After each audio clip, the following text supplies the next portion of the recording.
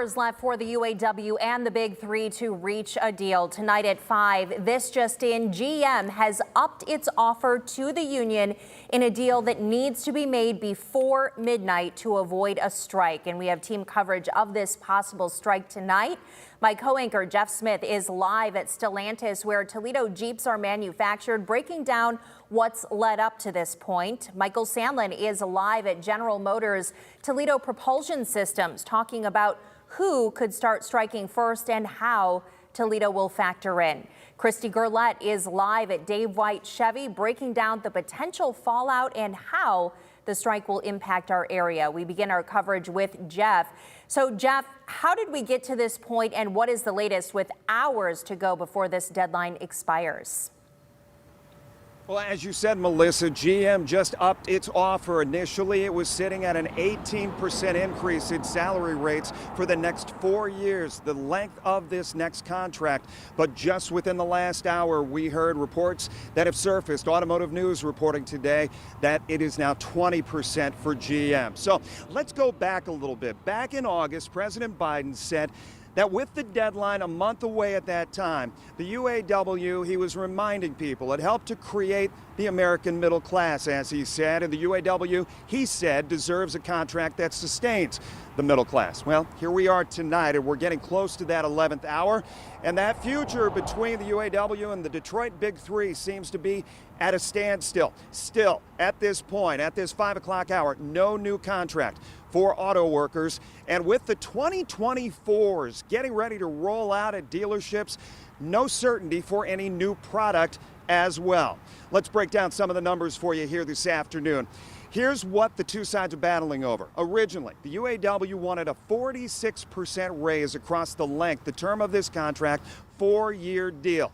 The last 4-year contract was signed in 2019, but then they lowered that demand about a week and a half ago to around 36% increase. The union is also seeking cost of living pay raises.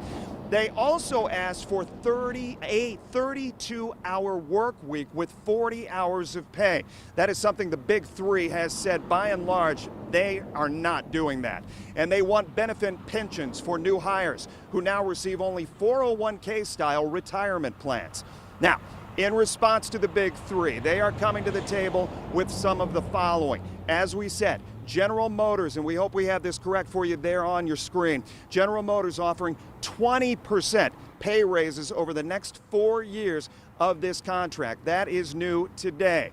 General Motors releasing a statement saying in part that we want to let you know that we continue to bargain directly and in good faith and have presented additional strong offers to the UAW. Our goal remains to reach an agreement before the expiration of the current contract. Let's talk about another one of the Big Three, Ford. Ford offering 20% pay raises, just like GM's latest offer, over this 4.5 years of the contract term. And we heard earlier this week from some of the representatives from Ford releasing a statement saying in part, quote, the Ford team continues to put 100% of our energy into reaching an agreement with the UAW. In fact, they say we have put 4 offers on the table starting back on August 29th, and each one has been increasingly generous. We still have not received any genuine counteroffer from the UAW. Sean Fain, the president of the UAW, standing pat. Stellantis is offering workers a 17.5% raise over 5 years' time. And they released a statement as well, and we give that to you here now. Releasing a statement yesterday, reading in part, since Monday we have continued to meet with the UAW subcommittees to resolve outstanding issues. We also passed our second economic offer, as promised, as well as a third offer yesterday. We are awaiting the response to this latest offer. So the ball gets passed back and forth and back and forth. Last night during a Facebook Live, UAW President Sean Fain introduced a new strategy ahead of this strike, saying that not every factory involved around the North American perimeter will be walking out at midnight if a strike happens at all. To explain more, our team coverage picks up here this evening with Michael Sandlin. So, Michael, what is the reason for this new strategy first, and what will it mean for unions here in Toledo if it does happen? Jeff, according to President Fain, the new strategy involves more of a staggered approach, starting with just a few factories tonight at midnight and adding more and more each day that a deal isn't reached. President Fain says it's designed to keep the big three on their toes and keep them confused, watching as more and more of their factories go offline. As for what this will mean for Toledo's UAW shops, UAW Local 14's President Tony Toddy tells me it means he and his workers at the GM propulsion plant will likely not be striking tonight and will be saved for future use. Well, he says he won't be certain until 10 p.m. tonight. That's what he's been hearing, saying this first wave is supposed to be surgical. And as one of the most important plants at GM, they don't fit that bill. We're a sledgehammer, not a scalpel, right?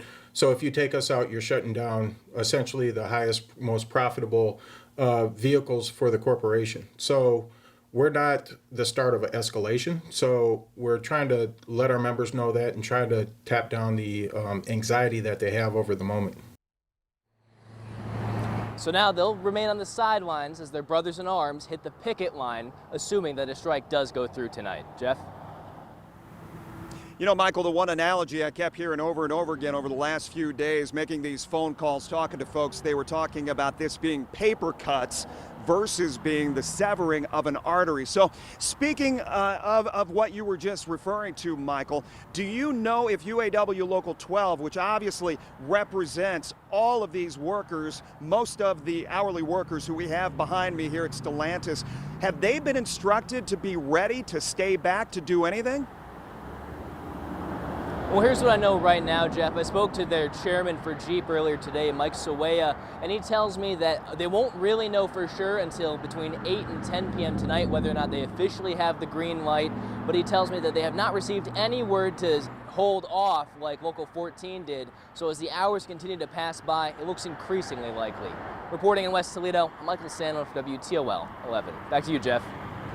Mike.